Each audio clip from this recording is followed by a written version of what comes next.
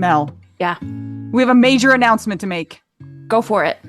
Did you know that right now all plans on Mint Mobile are what? $15 a month. Okay, that's truly ridiculous. Do you know how much regular cell phones are? Yep. $1 bazillion a month. 15 is less than that. New customers get 3 months of unlimited premium wireless for $15 a month if you sign up right now. And guess what? I use it. I love it. I've used it all over the country, all over the world, and it's great. And if you're wondering about phones, they have those available as well, or you can just port your own number and your current phone over to Mint Mobile. They make it so easy. So if people are interested in trying out Mint Mobile, how can they go about doing that? Go to trymintmobile.com/WWDN. And you know what's interesting? When my dad died, we actually put his phone on a Mint Mobile plan because it kept his number going, but it was $15 a month. So there you go. And there's different storage plans, but you might as well just get the unlimited because it's $15 a month. Absolutely. All right, go try it today. That's trymintmobile.com/WWDN.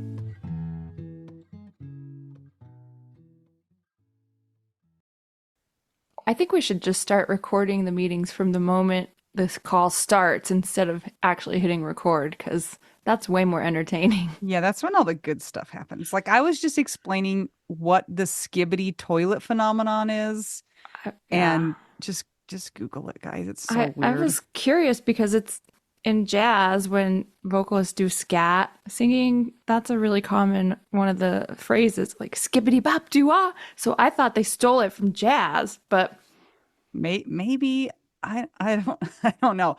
All of this does have to do with our guest, because we asked him too. Yeah, why don't you tell us who you are, guest? But first, do you know about skibbity toilet? I do not. I'm just as perplexed. So I'll have to look that up afterwards, or ask my kid. She'll know. I want to do a poll now to see who knows about the skibbity toilets. And who doesn't. Right. And now you can introduce yourself. My name's TJ Kingsbury. I am a widower, so I'm a solo dad to a just turned 10 yesterday year-old daughter, and I'm a clinical social worker, certified clinical trauma professional, which is a fancy way of saying that I really like working with people that have experienced trauma, and I don't like to address my own. That sounds right. Yeah. TJ, I'm super curious. What does TJ stand for? Is that like secret? It is secret, yes. I can never. It does stand for something, but nobody, even like some of my closest friends, don't know my legal name. So that's all I'm gonna think about for the rest of the interview. Thomas James Tibbity Joylet. No, and I promise. I mean, that's probably a far out guess that's closer to the right thing, but I'll tell you the J stands for Jared. Okay. But the first name is kind of an out there name. So okay. I might tell you later. But okay. Strictly off the record, though, right? For safety and confidentiality purposes, though. That's fair. That's fair. Yeah, I'll take it. Were you a social worker before you became widowed? Right. Yes, I have been a social worker since, when did I graduate? 2014. The same year my daughter was born. I was in my last semester of grad school when she was born. And my wife she was also a social worker, and I blame her fully for me becoming one. And so what you're saying is you guys were poor. Yeah. And you had good hearts. Nice people, right? Like, social workers are a helping profession, so you want to help. We were big helpers. My wife actually went back to school and got her nursing degree, so she was a nurse and a social worker. Wow. She was an overachiever. Yeah, totally. I'm a high school dropout, so the fact that I went to college at all, I'm still like, oh yeah, I did that. Happy birthday to your daughter, by the way. Will you please relay that? Because 10 that's a big That's a big birthday Two Yes, for a digits. child. Hmm. exactly. She was very excited for the double digits, and I'm like, Yeah. yeah, it's really all downhill from here, kid. Sorry. You're not wrong. So tell us your wife's name and how did you two meet? Tell us a little bit about her. Sure. My wife's name is Tia, or was Tia. I still interchange is and was. Um, we met in June of 2004 when I was 19 years old. Um, and we actually met through a mutual friend at the Pride Parade. We live in St. Louis, and every June they have a big LGBTQ plus Pride festival. And I met her there. We were both there in support. I was drinking vodka straight out of a water bottle at like 10 a.m. Um, Perfect. yeah, because that's what you do when you go to the Pride Parade, apparently. And a mutual friend, kind of introduced us, and I walked up and I was like, "Hey, how are you?" And she was like, "Nope," and turned and walked away. And I was like, Could she smell you? Is that why? I mean, probably again, vodka 10 a.m. Not Mm. not my best look. Um, but I was like, oh, okay, challenge accepted. And so later that day, we ended up on one of the floats in the parade together, because that was what our mutual friend was like. Oh, hey, you guys should just jump on the float with me, and we were like, okay. And I was sunburnt. I'm very allergic to the sun, so being outside at any point is not great for me.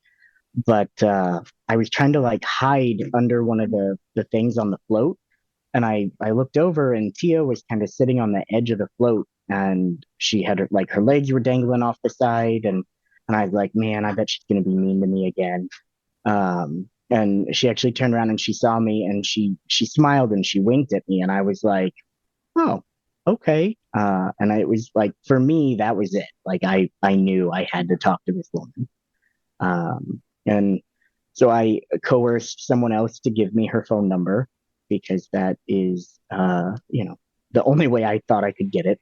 And called her one night. At the time, I worked for a pizza place, and I worked a lot of night shifts. So I would work like 4 p.m. to 2 a.m.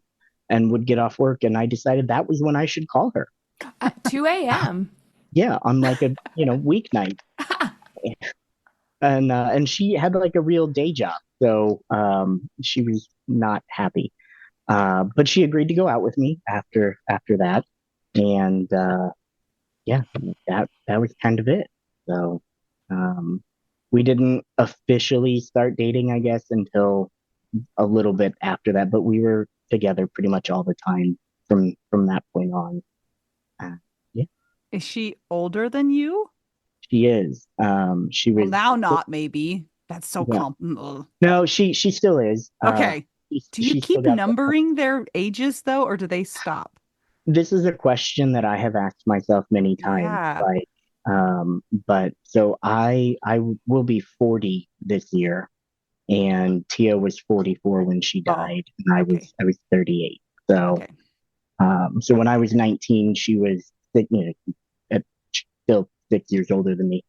Um, but it was for me. I was like, oh, you're old enough to buy alcohol. That's perfect. I am not, and I would like that. Um, so we, TJ, this sounds like such a funny, like, how did you actually, how did she ever agree to I be have with no you? idea. I No I asked her offense. that. No, completely valid because I said the same. I'm like, what are you doing with me? Like I'm a hot mess. Um, but she was in grad school at the time getting her master's in social work, and I was like, oh, you have like a real, you know, life plan here, and I worked at a pizza place making like $9 an hour and was perfectly content with that. And so she ended up she actually moved in with me very quickly because in I guess November, like the day before Thanksgiving that year, I fell and broke my leg. while walking. I was just walking my dog after work. Um, and I was supposed to be the designated driver. I was supposed to pick her and her friends up. It was, party night the day before Thanksgiving, and I wasn't 21 yet. So I called her and I was like, "Hey, I think I gotta go to the hospital. I'm pretty sure my leg's broken." Um, and she was like, "All right, I guess I'll leave. We just ordered a bucket though." And I'm like, "No rush. We're cool. I'll call an ambulance. It's fine." And she moved in with me that month. Her lease was going to be ending the next month anyway, and it just worked out because I would have been very, very screwed had she not decided that I was broken and she could fix me. So I don't think either of us ever expected it to work out, but we spent the next half of my life together.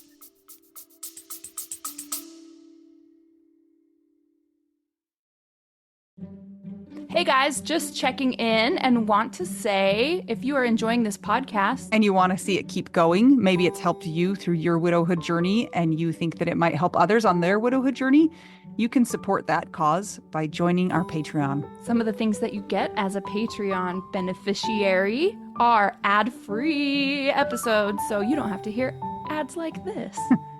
You also get exclusive content, and at a certain level, you might also get an exclusive t-shirt you can only get that place. That is true. It's pretty cool. There are 4 different tiers available, so check it out. It's patreon.com/WWDN. And as an extra bonus, very often you get your names read by one of my kids, and they will do a terrible job with the pronunciation. And that's like a bonus, I think. I think it's kind of the best. I would much rather hear somebody butcher my name than say it correctly. A child butcher it than an adult do it correctly. Yep. So go to patreon.com/WWDN to keep our podcast going and support the widowed cause. Yes. Thanks, guys. Back to our regularly scheduled program.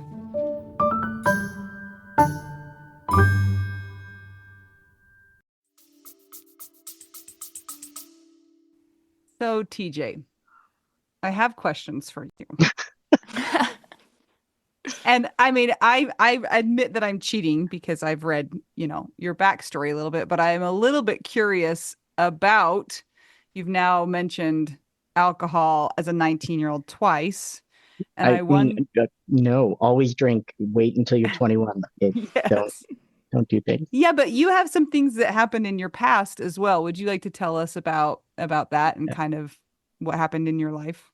Let's see. When I was 14, my mom was diagnosed with I honestly don't remember what stage 3 or stage 4 lung cancer, and was given probably 6 months or less to live, even with chemo and radiation and whatnot.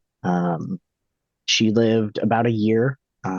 After that, she did do chemo and radiation, but she died when I was 15. So that was 1999. And I have a younger sister who was 7 at the time.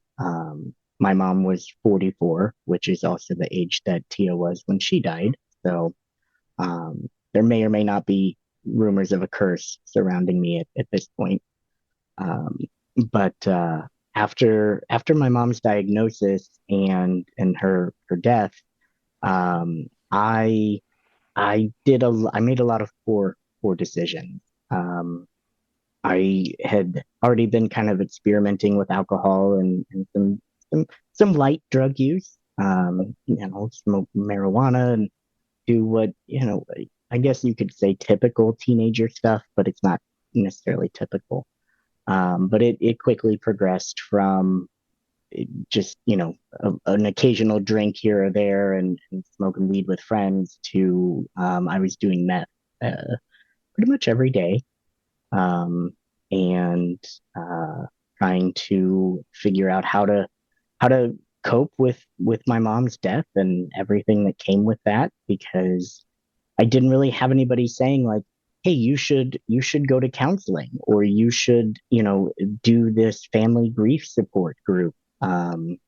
It was just like, oh, your mom died, cool. It was 3 days before Christmas. So I had Christmas break and then I went back to school. Um, so I spent several years where I was using heavily. I got away from the meth and really from all the substances. I do still drink alcohol now, but I have not used any illicit substances since May of 2004. So literally about a month before Tia and I met. Uh, and I'd been away from it for a while before that, and I thought, well, maybe I could try just one more time and see what happens. And I was like, no, you cannot do meth just one time. That's not something that would work. So I really credit Tia with, her positive influences. Yes, she may or may not have bought alcohol for herself that lived in our house, and I drank it.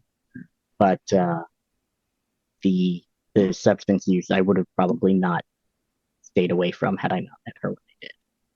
So I'm wondering, you mentioned that nobody offered you the chance to do therapy or to talk about it. But if you put yourself back as a 15-year-old boy, and I happen to have almost a 15-year-old at my house, who just texted me, can I have some chocolate mousse, Moose? Because apparently It's he's got home fantastic. from school. Do you think you would have said yes? Because that's an age that is prone to saying Yeah, everything's fine, leave me alone. yeah. And to be honest, I don't think so. I think my dad was he still is a wonderful dad, and he did the best he could with what he knew. And I tell people now, like, this is all new to me. I've never been a solo dad to a 10-year-old daughter. Well, he'd never been a solo dad to two kids either. Um, and so he was coping with the loss of his wife, also in some rather unhealthy ways. Apple didn't fall far from the tree at that point. But had he come to me and said, "Hey, do you want to go to therapy?" I would have been like, "No, I don't want to do that." Uh, because I was already pretty deep in my substance use, and talking to someone sounded awful. So I masked it, I faked it, and yeah, I tell them all the time. I'm like, yeah, I turned out mostly okay. You did pretty good. So, what happened to Tia? Well, besides meeting me, That was her downfall. The curse. right. So Tia um, was perfectly normal, healthy. Well, maybe not normal, but she was healthy. Um, she was working in community care. She was a care manager. So she was often in people's houses or in like skilled nursing facilities or even sometimes hospitals meeting with her clients. And around Christmas 2022 or right after Christmas, she wasn't feeling great and she was having some flu-like symptoms. And we did the cheapest and easiest thing at that time, which was we did a virtual doctor visit. She described her symptoms, and they said, "Yeah, it sounds like flu B, or whichever one causes like nausea and vomiting, the tummy stuff." Prescribed her some Zofran for the nausea, and then the flu medication that I can never remember the name of. Not there. Tamiflu? Yes, Tamiflu. Thank you. Um, I'm here I for always you. want to say Theraflu, and I'm like, no, that's the over-the-counter gross drink that nobody doesn't work. Anyway, so she did a round of the Tamiflu. Symptoms seemed to resolve. She went back to work right after New Year's.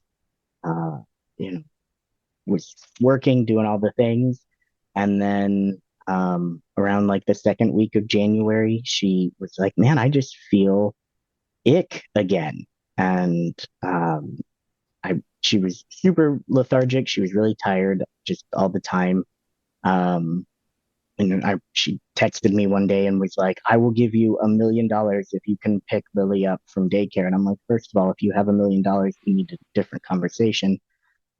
But of course, I'll pick her up. She's like, I'm just not feeling great. And she continued to not feel great for about a week. And I said, why don't you do virtual visit, and maybe it's something, maybe it's the COVID, maybe like we did all the things, wasn't COVID. They said, yeah, it actually sounds like the other, flu A, the one that doesn't cause the tummy upset and whatnot, and gave her another round of Tamiflu, but she didn't feel better after that. So she finished the whole week of Tamiflu, and she was just really just sleeping all the time. And I was like, hey, maybe we should go to a doctor. And she's like, meh, I just need to rest and drink fluids and I'll be fine. And I was like, you're a nurse, you know things, you know your body. I'm gonna listen to you. And it was the day before Martin Luther King Jr. Day. So like the 15th of January. We had a couple family birthdays that we went to. And Tia not feeling well, so I took Lily. And I just remember saying, hey, we're leaving. And she acknowledged me. And we came home several hours later. And I was like, hey, we're home. And she was like, what? And she was just real confused. And I was like, okay, if you talk to me when I'm sleeping, I may not remember exactly what's going on. So we left again and we came home. And Tia's boss actually had texted me and she said, hey, we've been trying to get a hold of Tia the last couple days. Very unlike her to not answer her phone. Like, is she okay? I said, yeah, she's not been feeling great. I'll let her know that she needs to call you. And when I told Tia that, I said, hey, your boss wanted to make sure you were covering for somebody this next week still. And she said, yeah, I already talked to her. And I went and I looked, and her phone was on the charger in the bedroom, and Tia was on the couch in the living room. And I was like, when did you talk to her? And she said, just a little bit ago. And I said, well, where's your phone? And she said, it's right here. And I was like, this is odd, You crazy lady. You crazy, yeah. Tia. Yeah. And I was like, hey, like, your phone's in the bedroom. Like, I put it on the charger. And she actually started yelling at me. I know I'm an adult, which is completely out of character. And I was like, okay, here's your phone. You're mean right now. I'm going to go away. Um, And so the next day, or that evening, I said, look, if you're not feeling better tomorrow, I'm taking you to urgent care. And she said, I don't need to go to urgent care. And I was like, look, one of two things is going to happen. You're either going to willingly go to urgent care in the car with me, or I'm going to call an ambulance and tell them that you're having shortness of breath and tingling in your arm, and they're going to get here real fast. And she glared at me, and she's like, fine. And I said, thank you, because neither of us were sick very often, but in all the time we'd been together, I had not seen her this ill. Um, so the next morning, I got up and it was a holiday, so I took Lily to daycare. And they were doing a little holiday, no school party at daycare, and I came home, and again, Tia didn't remember that I'd even left, and I said, hey, urgent care is ready. I made an appointment online. They're ready for you to go. And she kept saying, I need to shower, or I'll shower when we get back. I'll shower when we get back. And I'm like, why would you shower when we come back from the doctor and not before? Like, that's really weird. And she went to sit up on the couch, and she couldn't get up off the couch by herself. Like, I had to help her stand up and help her walk to the bathroom, which is not very far away. But we got in the bathroom and I flipped the light on, and she was just yellow from head to toe, just jaundice. And I was like, huh, you didn't look like that yesterday. I mean, it looked like she had colored her eyeballs with a highlighter. It was very unnerving. And so I said, I need you to look at yourself. And I held the little hand mirror up, and she kind of, her eyes got real big, and she's like, yeah, we need to go. Like, yeah, I know. Uh, so I was like, I think we should go straight to the hospital. And she, no, just take me to urgent care. Okay. So I did, and they ran a bunch of tests and said, your liver and kidneys are all over the place. You need to go to the hospital. And I was like, great, thanks. Um, so we went to the closest hospital, and sat in the ER waiting room for hours and hours and hours.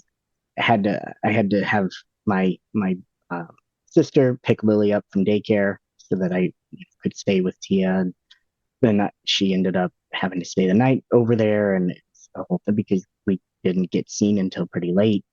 And by the time we got back, um, Tia was barely able to keep her eyes open. She was not alert or oriented really at all. She could tell you her name and where she was, but her responses were really slow. She was septic or bordering on going septic, where they were doing the checks every 10 minutes and monitoring stuff. But nobody told me what was. I two of my three sisters are nurses. My wife is a nurse. I know enough medical stuff to be slightly informed. Um, and so I was like, hey, can somebody tell me what is happening and why you're monitoring her for sepsis? And this ER doctor came in and he said, does she drink? And I said, I mean, occasionally, yeah. And he said, this is acute alcohol-induced liver failure. And I was like, no, it's not.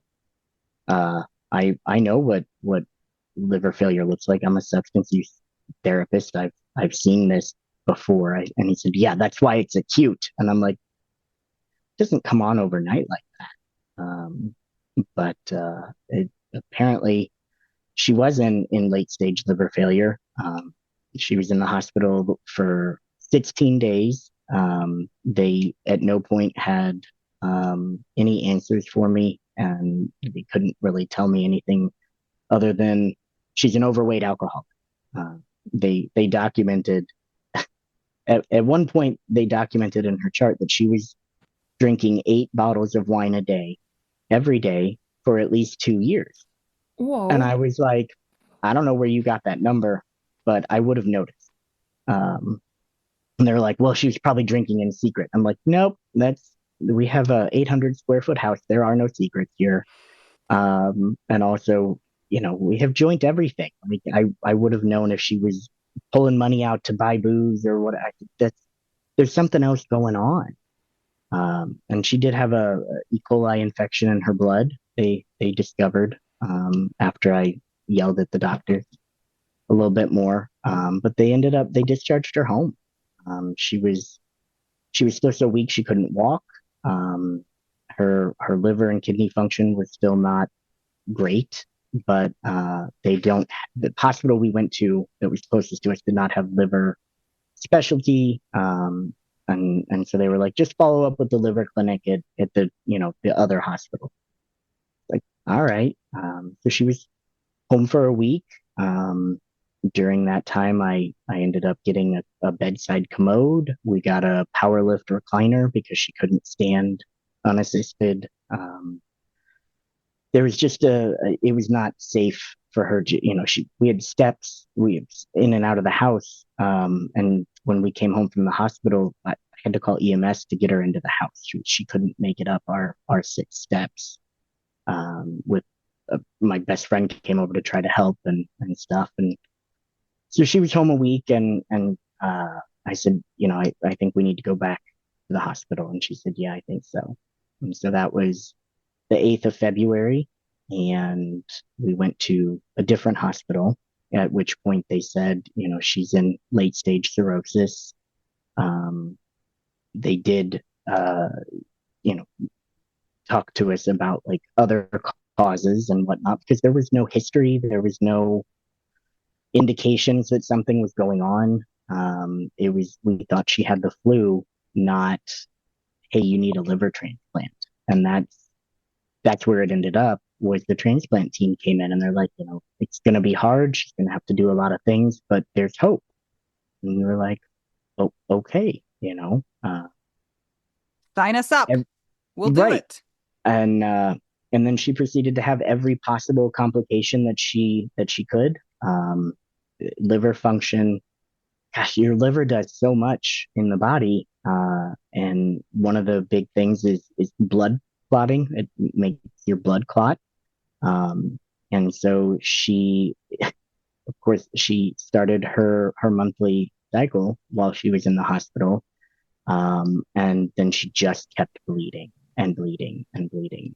And ended up having to get plasma and transfusion because of just massive blood loss. They called a code at one point, and she had to have an emergency.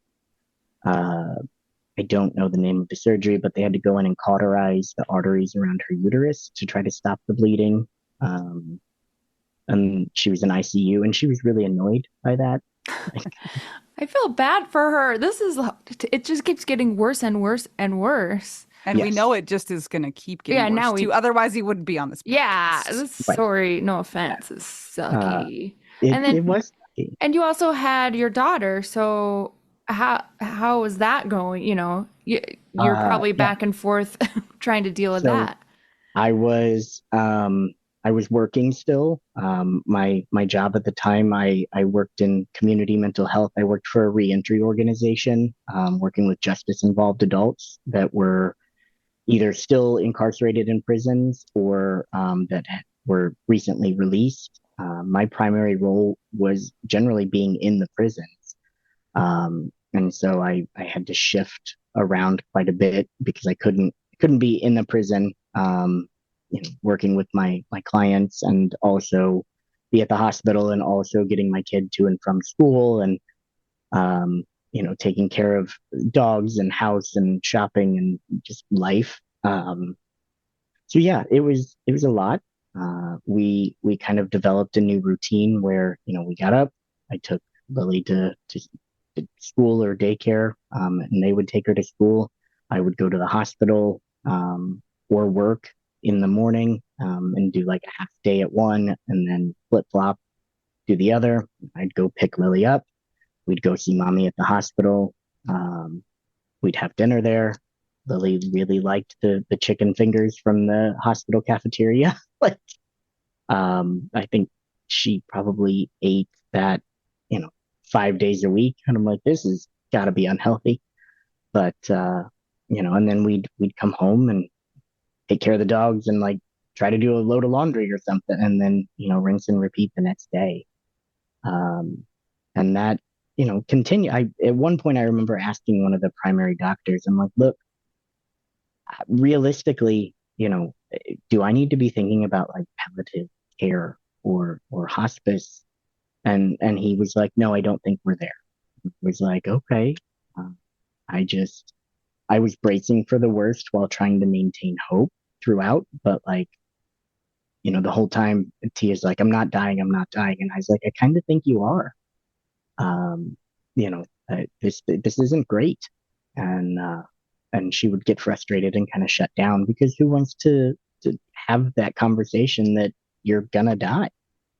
Um, and so things were, you know, she'd stabilized. She was still having a lot of complications, but she'd stabilized late March, early April, to the point where they were talking about going to a step down facility for like ongoing physical therapy and occupational therapy to gain strength back and whatnot. And insurance kept denying the step down. So they said, you can get the level of care you need at a nursing facility. You don't need an acute rehab. And I was like, I'm not putting my 44-year-old wife in a skilled nursing facility. That's not that she will sink into depression and it will be worse. Like this is not a great idea. So I was arguing with insurance on Friday, and by Monday her kidneys had failed completely, and that's when the palliative care team came in to have a consult with us and said, "Hey, you guys need to make some decisions." So we decided to come home with hospice.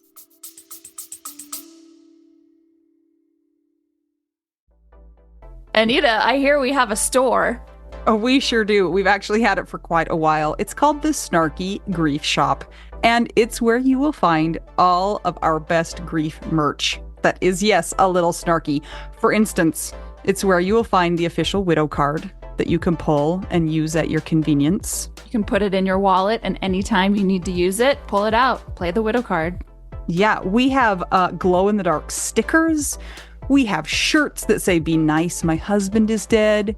We also have the ones that are not quite as jarring, so that you can wear them out in public and not feel weird, but sometimes you need that shirt. I wear my Be Nice, My Husband is Dead to bed because I'm a little scared to go in public with it. But you've worn it on airplanes before with your kids. Yeah, every time we go to the airport, I wear that shirt because I'm just like, listen, I got to get all these kids through security. Just be nice to me.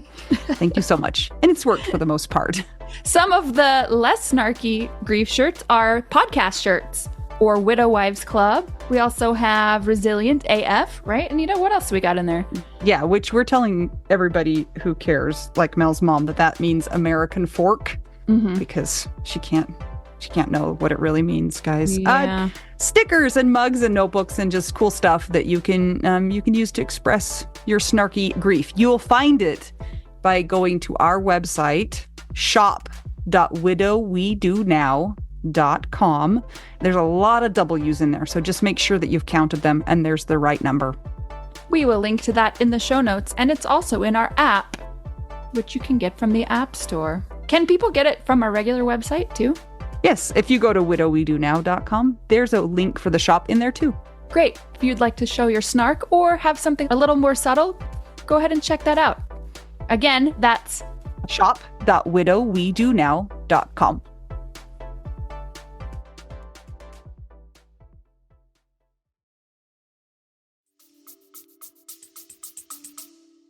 Throughout your whole story, I'm just thinking about how much judgment comes with any sort of liver-related diagnosis. You're not the first person that we've talked to whose spouse or partner has died from liver failure. And it's always this like, you did this to yourself. You know, you deserve this kind of a mentality. And it's like, even for people who maybe have had problems with alcohol, it's just really interesting that we treat people that way. Like, oh, well, Yes. you know, it's your own problem. You drink 8 bottles of wine a day. No.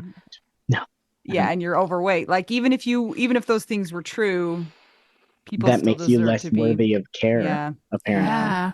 And I have a question too. It's like, I mean, I don't know much about liver failure. So I did a little bit of Googling, which I know is not all of the information, but it says that there are other causes like viral or things like that. Did you ever find out what it came from? Because it came on sounds like so fast, like from It nothing was- to stage 4. Yeah. So, what we ended up being told was, because to be clear, Tia did drink. We both, did.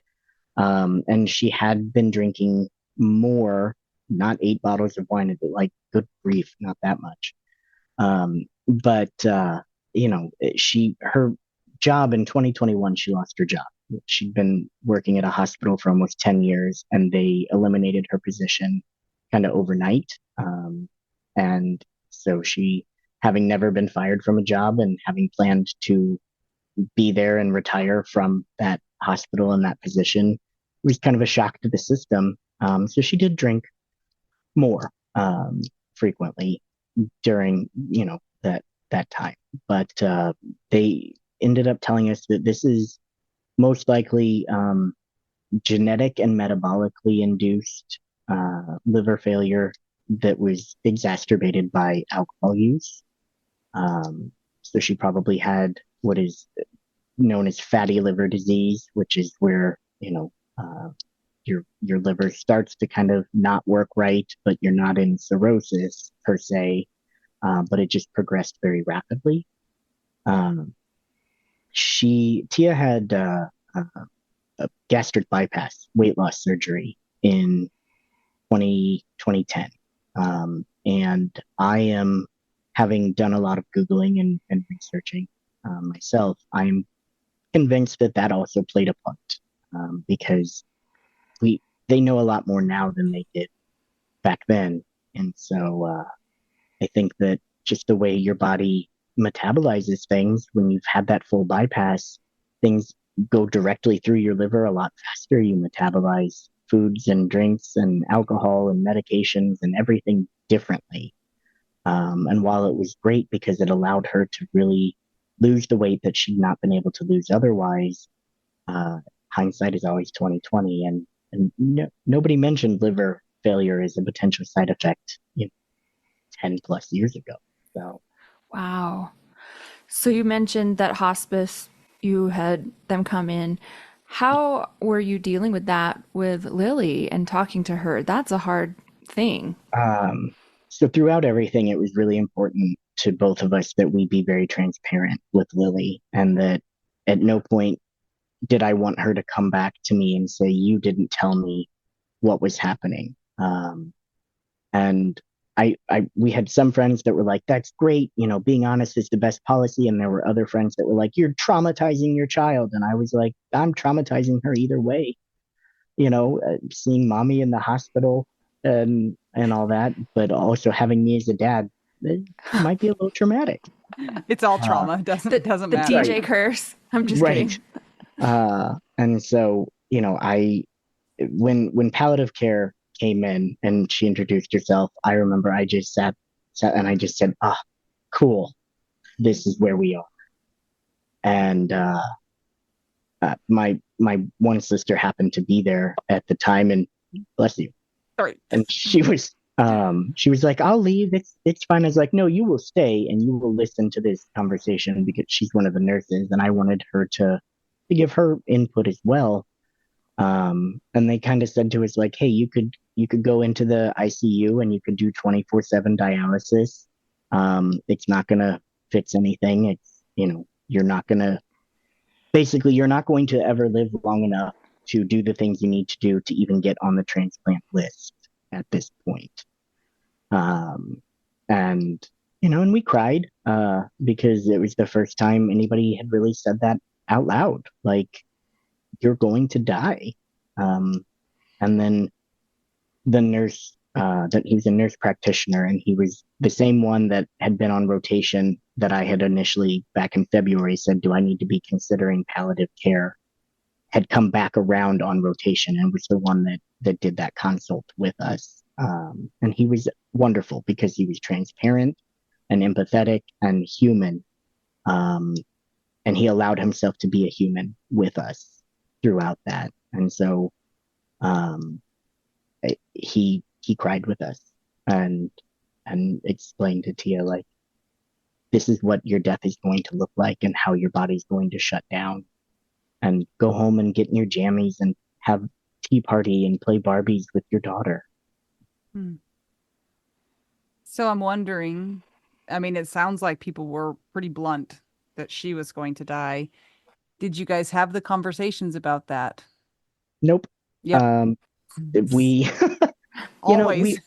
we had lost friends throughout the years that were unexpected, car accidents, and we were like, we should do like that power of attorney stuff. We should do that.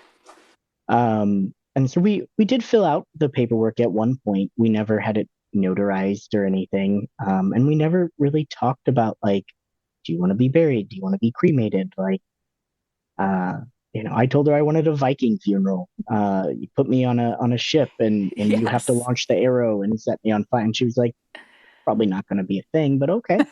That's awesome though. I love that you have had some fun plans for yourself. Your wife was like, absolutely not, but you'll be dead, so you won't care. She probably would have tried to make it happen for me. But in the moment, she was like, "You're an idiot." I was like, "I know, you know." I know. But so yeah, we never really had those deep conversations. I mean, I wasn't even on our house. I wasn't even on our the deed or Mm. anything. We thankfully have a wonderful support circle who they really it was her employers, Tia's employers. They're also good friends of ours, and we've known them for many years. That had a paralegal come and in the hospital had to sign, a beneficiary deed and add me a quick claim deed so that I, didn't have to mess with like probate or anything. And everything else was joint. We didn't have separate accounts or we were on everything. But once they came in and said like, "Hey, you can stay here and do, comfort measures. You can try dialysis, which will do nothing but make you weak and you'll be, probably worse off than you are, or you can go home on hospice." I just remember Tia saying, I do want to go home." And I was a hospice social worker, so you'd think like that was my first job after grad school. And so I had to have those conversations with families, but I never did it for myself or for my own, So That's so it wasn't, interesting. yeah, like because it'll never be us, right? Mhm. That's kind of the mindset. Even though you had been told it was you, like it's not like it was a secret that you were going home on hospice. It was like an overnight deal. Friday they were like, "Yep, there's hope," and by Monday they were like, "Nope, this is it." Nope to hope. And I was like, "Oh, okay, cool." But so she came home on the 6th of April last year, 2023, and we didn't really know what to expect other than that she was gonna die. Like we knew that was gonna be the outcome. The doctor had kind of prepped us and said, here's what it's gonna look like, and I was like, sounds fantastic. Your toxins are going to build up and you're going to get confused and you're probably going to yell at me again like you did when you were first sick. Like awesome. And he made it out to be like we'd have a week at best, and we ended up we had 15 days together at home. My one request, our wedding anniversary is April 17th, and so I was like, if you could like not die on our anniversary, that would be really cool. Please tell me she didn't die on your anniversary. She waited till the 21st. Oh, Um, thank you, Tia. yeah, I was like, hey, thanks. And she was actually really coherent the whole time, um, except for maybe the last 24 hours. And then she was just sleeping. We had a lot of visitors to where I actually had to tell people no. The dogs were freaking out. They've never had that many people come to their house before. Lily was like, it was spring break and it was craziness anyway. There was just a lot. I was in fix it mode. I was in go, go, go mode. Yeah. And you don't Um, want to be entertaining people, like feeling like you have to entertain, and like that's host exactly, people. yeah. But that's how I felt. Yeah, that's a You know, terrible and feeling.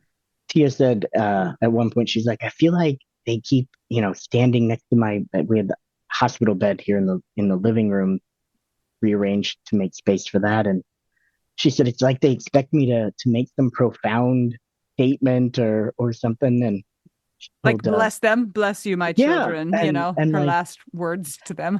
so there were definitely some people that were expecting her to make some profound, proclamations, and she was like, "You guys want to watch Super Troopers?" Like, you know, um, and so we laughed a lot, and we did watch some stupid movies, a lot of stupid movies, and Tia made several.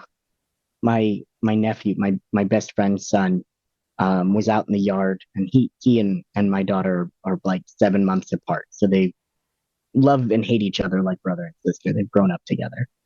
But they were out in the front yard and they were picking dandelions, and he brought some inside, and he said, "Oh, I picked these for Aunt Titi," and she was kind of dozing, and I said, "Okay, buddy, thank you. I'll put them in some water." And he goes, "No, I want to give them to her." And I said, "Okay." So he just kind of laid them on her chest, and Tia opened her eyes and she goes, "God, I'm not even dead yet, and he's trying to bury me." Ah, with dandelions, nonetheless. Like, here's a weed to send you off.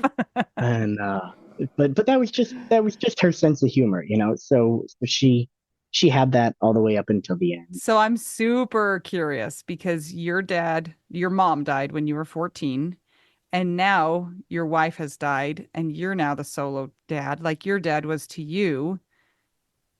Did you have any things that you learned from your own experience that change how you are dealing with Lily? Or is it like, I'm a hospice social worker. I should know Nope. how to do this, and I'm going to do none of it. um all of the above, yeah. So my dad actually repartnered and remarried fairly quickly after my mom's death, uh which they are still very happily married, and they all grew up together. My mom, my stepmom, and my dad went to high school together. It's very confusing sometimes. So my grandparents, my dad's parents, and my step grandparents lived next door to each other for like 50 plus years. So my dad and my stepmom lived next door to each other growing up. Um, and so I knew my step siblings, my sisters, and I have a brother. And so it wasn't like a weird have to meet your new family dynamic. It was like, oh, we're just officially related now because our parents got married. But I was angry. I was very angry at the time. And so I understand it from a very different perspective now, obviously, that he didn't know what else to do as far as solo parenting. My dad worked for the railroad, so he was gone. He drove trains, and he'd be gone for 2 or 3 days at a time, home for 12 hours, and then be, gone again. So it was a lot of me just running from my grief. He was also running from his grief in very similar ways with substance use. And so I knew I knew what I didn't want to do. And not to say that my dad did anything wrong or bad, because he did the best he could with what he knew. Which when we know better, we do better. And so I knew for Lily that, like, I wanted to get her into therapy. I wanted to, find grief support, because no kid wants to be the weird kid whose parent died. And like, I remember being the weird kid whose parent died, and it sucked. So we got connected with a local kids grief nonprofit here in St. Louis called Annie's Hope, and they are wonderful. They actually did an anticipatory grief visit where they sent a counselor or social worker to the house to meet with Lily, and they did some memory preservation. So they made like a little handprint that painting that has like my handprint and Tia's handprint and Lily's handprint. And then they made a Build-A-Bear, and they put a recording of Tia's voice in it, from like a video that I had on my phone. She didn't record it live, but so I knew that therapy was something that Lily was going, she was going to be in it whether she wanted to or not. Um, she's a very old, mature soul. And so she knew, you know, when I had the conversation with her about mommy was coming home, um, she knew something was wrong and that it wasn't a good thing. And she said, "Well, what about her new liver?" And I said, "Well, she's not going to be able to get a new liver." And Lily said, "Well, that means she's going to die." And I said, "Yes, it does." And Wow. um, and she said, "Well, I don't like that." And and Oh, I said, "Me too." And Tia and I did talk about how to tell Lily, and Tia said without saying that she couldn't do it, that she couldn't be the one to tell our baby girl that she was going to die. And so I did it in the car, as one does. I Uh, hope you gave her some of those chicken strips from the hospital to we Yeah. butter did. her up We first. we Okay, were good. we were leaving the hospital, and I was like, "Hey, we need to have this awful conversation." And neither of us wanted to make eye contact. So the car is the best place to do that, because you don't have to look at someone while you have terrible conversations. But yes, so I knew, even though the circumstances were different surrounding Tia's death versus my mother, who was, kind of a very fast decline at the end. And there was no hospice or anything. She died in the hospital. I knew I wanted to be honest with Lily, and I wanted to give Lily the option to do, when mommy does get close to the end, here's what it's going to look like, and kind of preparing her so that she could decide if she wanted to stay or leave the house when it all happened. Hmm. How old was Lily when Tia died? She was 8, so we've So now had two t- birthdays. has it been, how long has it been then? Like a year and a half ish. Not about 17 months, 17 months. so not Okay. quite a year and a half. Yeah. So, how is life looking for you now? It's not been that long, but also at the same time, it can seem like an eternity. Man, there are moments, and I'm sure you guys experience this too, where it's like it was just yesterday, and it's so fresh and so raw. And then there are moments where I'm like, that was a lifetime ago. That was a different universe. Lily actually said to me the other day, "I feel like I've become a whole different person now since mommy died." And I'm like, "Well, you're also just trying a lot of new things, and you're kind of at that age, but you know, we are doing, we're we're figuring out how to live." I had never been an adult without Tia. Um, And so I had never paid our bills. I had never, really done any of the responsible things. She took care of all that.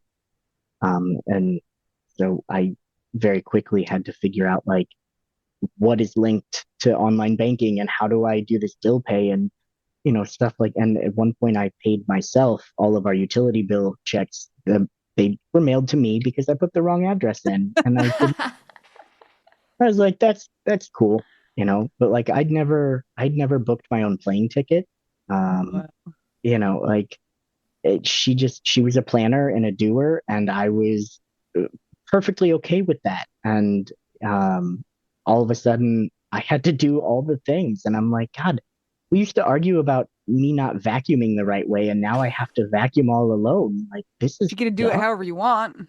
which is not at all. If I don't, uh, I have to tell you this. I have a 17, she's almost 18-year-old daughter. And sometimes in my head, I realize that kids don't know things unless we teach them things and we just like assume that they know things. And so had this really important letter that needed to go to the Social Security Administration.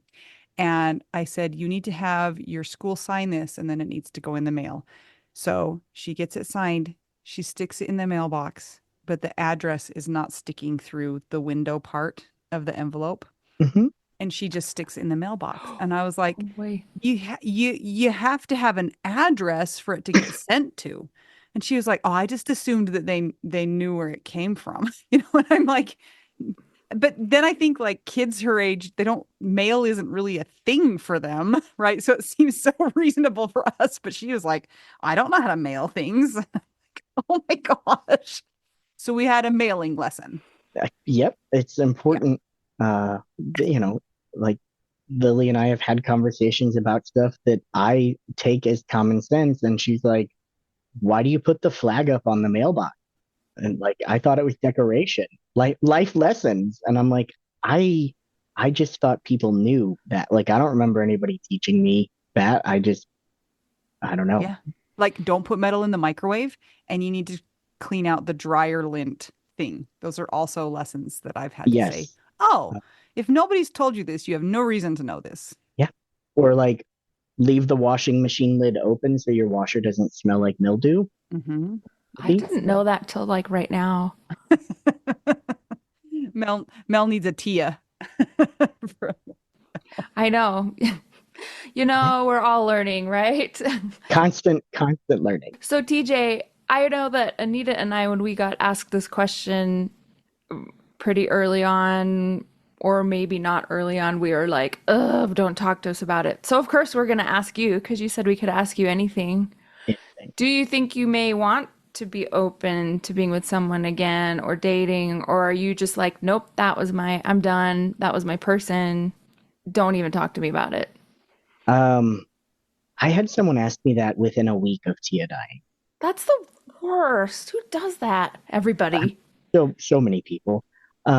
Because the assumption, especially I think as a solo dad to a daughter, right, is that I have no idea what I'm doing, and You need you a need a she. female. Yep, Yeah. and I'm like, how do I gently say you're incorrect? I think you Shut Um, the just don't shut, gently say shut the it. quack Just yeah, up. say it. Yeah. um, Yeah. and Freak I out. said, so I kind of thought about it for, not even a nanosecond. I was like, no, that sounds terrible. Like dating in general is so weird these days. That it sounds like yuck to me. It doesn't sound like a good time. Um, Tia was it. I there's this assumption, right, that because she came home on hospice that we got to like say goodbye and have this Hollywood, hallmark beautiful closure, and she got to give me her blessing to move on. It did not happen like that, even a little bit. The closest we came to even talking about like her giving me permission was she was on the phone with a friend, and her friend said, I know that TJ will always keep your memory alive for Lily, by sharing stories and whatnot, and I'll make sure that that she always knows how wonderful her mommy is, no matter who may come into Tia's life, or not into Tia's life, well, into TJ's life. Um, and they got off the phone, and I looked at Tia and I said, I will always make sure Lily knows how amazing you are. I said, but it's only you. Like there's for me, it's just you. I knew the moment I met you. And she said, you never know. And I was like, but I do. So I'm not actively pursuing anything. I'm not on dating site. I'm not doing any of the things for multiple reasons. One, I need to figure out who TJ is without Tia Yeah. because we're so enmeshed. We were together half of my life. Like I said, I've never been a grown up without her. And so figuring out like, do I actually like the Food Network shows, or did I watch them because that's what Tia enjoyed? And turns out I don't watch a lot of TV at all because I get bored very quickly. The second part is I don't want to introduce someone into Lily's life that may or may not stay. And also I don't want to have to like clean my house and bring something here. So, that kind You'd of have thing. to vacuum. I mean, come I on. do. I vacuum like once a week. Quarterly. You'd have to vacuum more. I understand this vacuuming conundrum. It's I'm kind of the same. I'm like, what? Can't it just do it itself? right. You got a Roomba, No, don't you, Mel? I do, but it broke. And then it gets stuck. You know how some of yeah, them are like they're just the right amount or they're like idiot robots and they go off the stairs. I don't know. that would be mine. Yeah. Or Yes. my dogs would like murder it and just destroy Yeah. it. Yeah. Yes. But so no, I don't have any intentions of actively dating as of right now. I figure if it magically happens and somebody falls in my lap and it works out, uh, cool. But for me, I want to be very present as a father, and very intentional with my healing and with Lily's healing, um, and just figuring out all the things, how to be a grown up and a dad again. Well, thanks for answering that question because I hate that question. Both Anita and I totally get it. Um, and I think that's so important that you are taking time to figure yourself out. That's how I've felt, because it's like, okay, I'm exhausted from this last round of whatever life was, stop, and time is so weird. Time stops, but then it Yes, keeps going. And so people that haven't gone through it don't realize that you're just in these different worlds all at the same time. So we wish you the very best in finding who TJ is and what TJ likes to watch or not watch or do or not do. And that's really important. And of course, there are many people that are immediately or, whatever timeline. It doesn't matter. If you're widowed, you're wrong, no matter what you do. So right. if you don't take, if you do take time for yourself, maybe you're wrong. If you do start dating, maybe you're wrong, according to others. And whatever is best for you, as you know, is the Yeah, best thing. So, and yeah, thank you for sharing that. Yeah, I really resonate with the idea of finding out who you are because I'm the same. Like my whole adult life was with Jason, and I do feel like sometimes people do rush in because it's uncomfortable to say, who am I? Who is Anita minus Jason? Who is TJ minus Tia? Who is yeah, Mel minus Scott? And can I sit with that and can I figure that out before I try and add a new person into the right. equation? It's almost like, like how you have to, I don't know what the right word is, but when you've got those really complicated equations and you have to like pull out the numbers. And so it's just like the X and the Y. Yes, You can tell I'm really good at math. I thought, look, I went into social work thinking I wouldn't have to do math, Mhm. which was a lie. There is math in it, and I felt very deceived because I hate math. Yeah, So I'm doing ninth grade math right now and no, it's I bad. mm-mm. It's not good, I guys. told Lily that she is doomed. Mommy was the one who was good at math. I will have to get her a tutor or something. But thankfully, she's a really smart kid, man. Like Yeah. she is. I am very grateful that my kid is a miniature version of her mother in so many ways, including just her sass and her sarcasm and her humor. And then she'll, do something like walk headfirst into a pole. And I'm like, oh, there's me. There I am. You got to have a Uh, little bit of both. yeah, TJ, thank you so much for sharing your story and Tia's story. We really appreciate it. When people are able to open up and tell us the good and the bad. And your story is really interesting because you have a different perspective. You went through this as a teenager, and now you're kind of reliving it as an adult. And I think Lily is lucky to have you as the dad in this situation. So, and you're still gonna mess up. You're probably gonna screw absolutely everything up, but absolutely. That's what yeah, we do. But you're gonna do the best you can. Thank you so much today for joining us. And Mel, Yeah. you have a question for him? Oh, TJ, cheese. Do you like it? What's your favorite cheese, if so? wow, I do. I love cheese. And I was prepared for this question. I know I don't have a unique answer, but is Mm. Gouda is a Gouda cheese. Haha. I put the dad joke in. I swear that's the number one. Yeah, Yeah, it's You good know stuff. what? Gouda's amazing. Own it. You know it has to be creative. Like a good cheese is a good cheese. There's a Gouda reason cheese. why people say a lot, and it's because it's good. Like, it doesn't Yeah. have to be like that. absolutely. Exciting. Well, thank you so much for joining us today, everybody. We really appreciate you listening today. We hope you've learned something from TJ. If you want to keep the podcast going, will you check out our Patreon? It's patreon.com/WWDN. If you'd like to buy us tacos, go to buymeacoffee.com/widow we do now. And we always appreciate a nice rating and review on Apple Podcasts or Spotify. All right, everybody. Until we get to talk to you again, I'm Anita. I'm Mel. I'm TJ. Is it Thurgood? Thurgood Jared? Still Thor? no. Thor? No. Thor. Hey, Oh, Viking That'd funeral. be cool. Not cool. Thormund? Thorfinn Jared. That'd be cool if it was Thor. You can call me Thor. I'll go Okay. with that. Thor. Thor? Thor it is. Perfect. I'm Anita, I'm Mel. and you are Thorgood. Thor. Now. We are all just trying to figure out widow We do.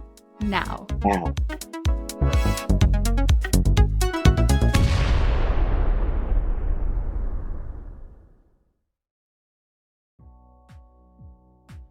One of the questions we get asked the very most is, do you have a therapist you can recommend for me? And while we wish that we knew of therapists in every single place, in every single part of the country, we don't. So what do we tell them instead, Mel? We say check out BetterHelp because it's online, it's at a reasonable price, and you can be matched with a therapist within 24 hours. I've also used them and they have been great. And if you don't like your therapist, guess what? Click, click, and get a new one. Absolutely. It's so hard when you have an in-person therapist, if you're not clicking with them, to cut them off and get a new one. So that's not an issue with BetterHelp. So we always tell people to try BetterHelp. And if you use our promo code, which is trybetterhelp.com/WWDN, you get 10% off your first month. go ahead and try it out. That's trybetterhelp.com/WWDN. And you know what? I'm a big fan of doing therapy where you don't have to wear pants, but nobody knows about it. Are you wearing pants right now, Mel? I'll see you later. Bye. That's trybetterhelp.com/WWDN.